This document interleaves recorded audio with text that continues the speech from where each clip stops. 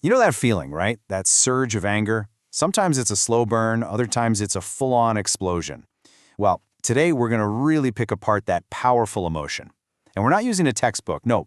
We're going to look at it through the lens of a poem that paints this incredibly vivid and maybe a little too familiar picture of anger. So let's get into it. Right out of the gate, the poem doesn't mess around.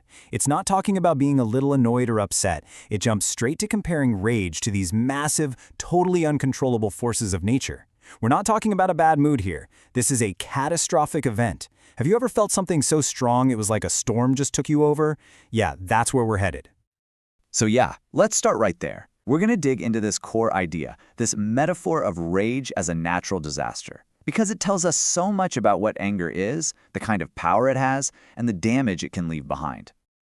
Okay, look at how this is laid out. I think this is fascinating. It draws a straight line between the raw power of nature on the left and the very real, very human ways we show our anger on the right. You've got these huge, impersonal forces, and then you've got these intensely personal weapons we use. It's like the poem is saying a fierce shout actually has the elemental force of a storm, and a cutting tone that can hit someone with the force of an avalanche.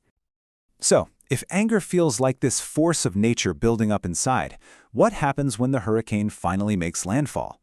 We're moving from the idea of the storm to the actual eruption, the part everyone can see and hear. This is the climax, the moment all that pressure just, whew, lets go. And it almost always starts here, doesn't it? The first physical sign. All that chaotic energy just gets coiled up, packed down, ready to spring. A clenched fist is basically a promise, a physical promise, of the force that's about to be unleashed. And then, the release. The poem uses this one, tiny, sharp word, bump. That's it. That's the moment of impact. It's so short, so final. It's the exact point where all that inner turmoil becomes an outer action. This right here perfectly captures that idea of displacement. All that emotional force, all that rage, gets transferred onto something that can't fight back. I mean, the wall can't argue, it can't get its feelings hurt, it just takes the hit that was probably meant for a person, or maybe for a situation that feels just as big and unmovable as a wall.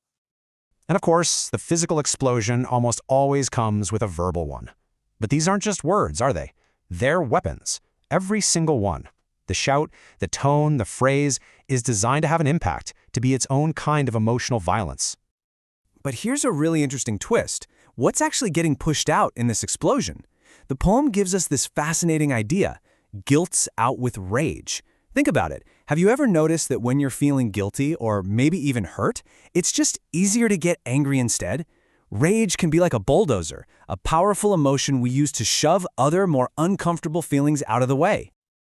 Okay, so we've seen the external damage. The fist, the wall, the harsh words. But that is only half the story. To really get what's going on, we have to look at the internal tremors. We have to feel what it's like to be the volcano. The poem asks us to look right behind those blazing eyes. And what's fueling that fire? It's the heated whys. You know, that frantic, spinning internal monologue? Why is this happening? Why won't they just listen to me? Why do I feel so helpless? It's a total tornado of confusion and pain. And make no mistake, your whole body is in on this. The shivering, the heart quivering, that's just pure adrenaline. Your system is screaming fight or flight. But then, notice the shift. Everything appears unsteady, everything unsettling. As that adrenaline peaks, your actual perception of reality starts to get shaky. The world literally feels unstable. And here, this right here, is the absolute heart of it all. This is what's buried underneath all that noise and fury. So often, the rage is just a desperate reaction to these things. Matters that were never talked about, feelings that were dismissed, words that just were never heard. The loud anger is a symptom of a much deeper silence. And that's such a huge takeaway, isn't it? But every storm eventually passes. Every volcano goes dormant. And that brings us to our last section, the silent fallout. That quiet, sometimes totally desolate landscape that's left behind after the eruption is over. This timeline really captures how quickly that frantic energy just disappears. Time itself seems to slow down as the minutes dropped. The emotional release from the tears finally stops. And what are we left with? Silent sighs. It's the sound of pure exhaustion after a battle. But what is a silent sigh here? It's way more than just breathing out. It's the physical act of taking all those unresolved feelings, all those unspoken things, and just shoving them right back down. It's the sound of surrender. And this is what fills that new silence, that internal replay loop of regret and second-guessing. You just keep playing the event over and over in your head. What if I had just said? But they wouldn't listen. Why did it have to get that bad?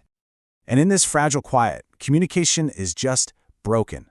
Someone gives a silent glare. What does that even mean now?